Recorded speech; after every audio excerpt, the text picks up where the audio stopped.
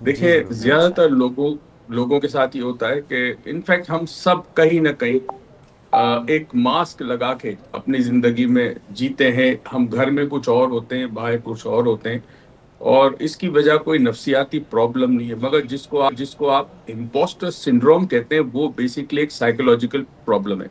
Okay. इसकी दो reasons होती है। एक तो जेनेटिकली माँ या बाप से आती है। अगर माँ ने दुनिया को खुश करने की कोशिश की है, अगर माँ प्लीजर रही है, हर एक को प्लीज कर रही है, तो वो बच्चे के अंदर वो चीज आती है। दूसरा, घर का माहौल और एनवायरनमेंट बहुत ज्यादा एक रोल अदा करता है। अब इसकी हम्म। कैरेक्टरिस्टिक्स क्या है? देखिए, हम ये समझते हैं वैसे तो मुसलमान के, जब हम जिंदगी में कोई कामयाबी हासिल करते हैं तो हम कहते हैं कि जी मेहनत तो मैंने की, अजर मुझे रब ने दिया है। ये बहुत इंपॉर्टेंट है, बिकॉज इसमें इंसान की जात में वो कमी नहीं पैदा होती जिसका हम अभी जिक्र कर रहे हैं।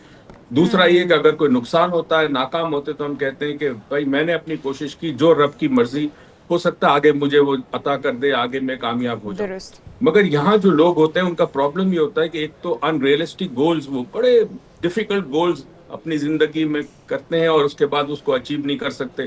जब हम्म। अचीव नहीं कर सकते तो उनके अंदर एक कांस्टेंट एंजाइटी पैदा होती है, और उनको ये होता है कि लोग ये समझेंगे कि जी मैं इस काबिल नहीं हूं कि मैं ये काम कर सकूं।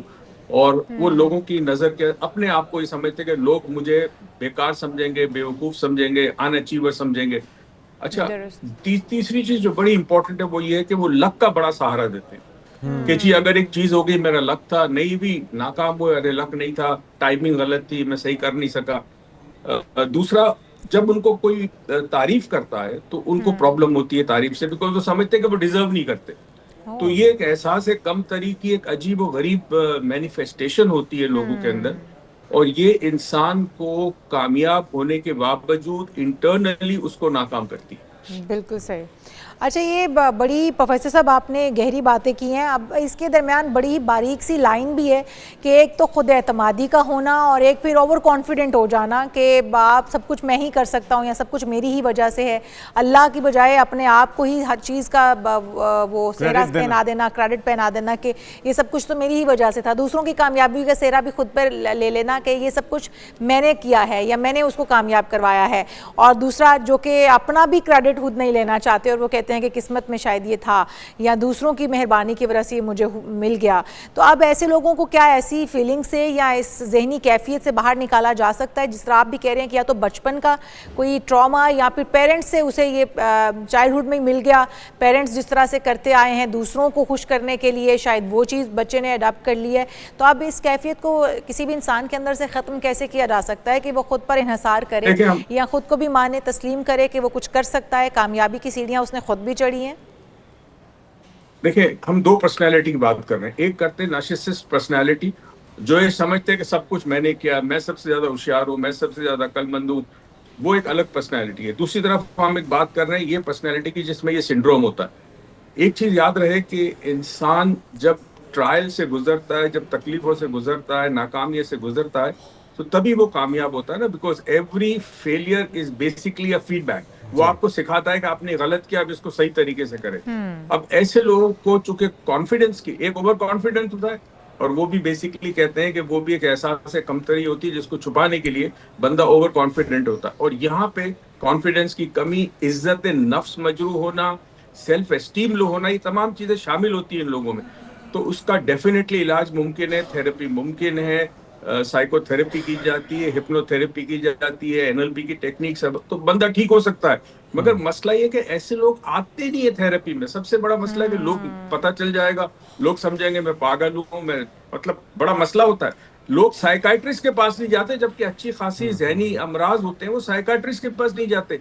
डिप्रेशन के पेशेंट को आप कहें कि डॉक्टर साइकाइट्रिस्ट के पास जाओ, कहते हैं वो दवाई देंगे, नींद आएगी। भाई नींद इसलिए आएगी कि आपके जहन में जो स्ट्रेस है वो स्ट्रेस कम होगा, आहिस्ता आहिस्ता बाहर निकल आएंगे। लेकिन लोग अगेन दुनिया क्या कहेगी, ये सबसे बड़ा मसला हाँ, है। लेकिन एक चीज़ ये भी तो है डॉक्टर साहब कि उसकी निशानदही भी हो जाए। वो अलामात क्या हैं जिससे कोई ख़ुद को पहचान सके या किसी अपने प्यारे अजीज़ को पहचान सके कि इसमें ये स्पेसिफिक इम्पोस्टर सिंड्रोम पाया जाता है? ठीक है, देखिए पहली चीज तो ये है कि वो जब कोई चीज अचीव करता है, तो एक तो होता है कि इंसान आजिजी और इंकिसारी की वजह से कहता है यार मेरा कोई कमाल नहीं, रब ने, अगर वो बिल्कुल। कहता है कि रब ने दिया है तो ठीक है। मगर वो ये बार बार कहे कि नहीं यार बस हो गया, पता नहीं कैसे हो गया, मुझे तो यकीन नहीं था कि होगा। या फिर वो बार बार लोगों को प्लीज करने की कोशिश करता है, अपने बॉसेस को प्लीज करता है। या फिर वो जो है वो एंजाइटी या खौफ में रहता है, पता नहीं काम होगा नहीं होगा। ये वो सिम्टम्स है या वो साइंस है जिससे पता चले कि ये शख्स जो है ये इस इम्पोस्टर सिंड्रोम में मुब्तला है। तो याद रहे, आम जनता या आम पब्लिक जो है वो इम्पोस्टर हम सब कहीं ना कहीं किसी हद तक है ना। हम बाहर कुछ और होते हैं, घर में कुछ और होते हैं, लेकिन ये प्रॉब्लम घर में भी होती है, बाहर भी होती है। तो इससे आप इंडिकेशंस मिल जाती अच्छा, है इससे कि इस इससे शख्स कोई को खतरा प्रॉब्लम है, he needs इससे कोई proper treatment। अपनी ज़ात को या अपने इर्द गिर्द के जो आपके लोग हैं, आपके प्यारे हैं, आपकी फैमिली है, इस आदत से कोई उनको खतरा है या इसको एक पॉजिटिव सिंड्रोम ही कंसीडर किया जाए?